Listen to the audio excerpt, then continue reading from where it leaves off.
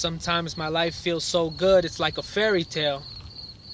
And then I think about the fact that it's not like that everywhere. I mean, what if there was bombs falling in my area and it was my kids who were scared of them and I had to sit down and explain to them where the orphans' parents went? What if it was my home that got droned and I didn't know where to live, and it was my wife and kids in a refugee camp sharing a tent? I mean, seeing it on TV is one thing, but it's another when you're right there in the thick of it. What if it was the lifeless body of my child that I was carrying? The bouncing curls on my daughter's head that I was burying? A little martyr by mortar, would I be wrong to swear revenge? To look for those killers and bury them there and then with the shahada on my lips just in case, because I'm there to win? Who would be the terrorist, me or them? In some places it can feel like there's no kids left to kiss goodbye, because when missiles fly, some live, some die. Would you cry if they were fair-skinned and American? I've heard justice is blind. But bombs and napalm don't take sides.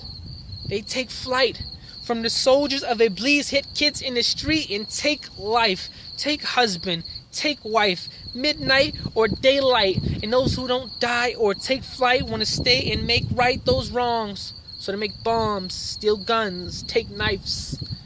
Then you got the nerve to call them rebels if they fight? Rebelling against what? Oppression and death?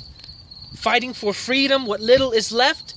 But those devils they're fighting are devil-possessed to respect nothing. No refuge is left. Even the people in hospital beds could get riddled with lead. What if it was you in Syria watching sniper shots going into that little kid's head? He was trying to get his mom and sister some bread. I'm just sick of how little is said. Is our blood that cheap?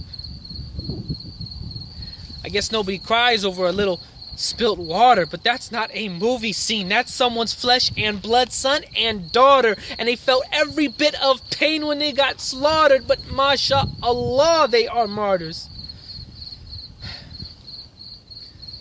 What if it was my kid's stomach that was touching its ribs, and they kept saying, "Daddy, I'm hungry," but I had nothing to give, and one meal was the difference whether they die or they live?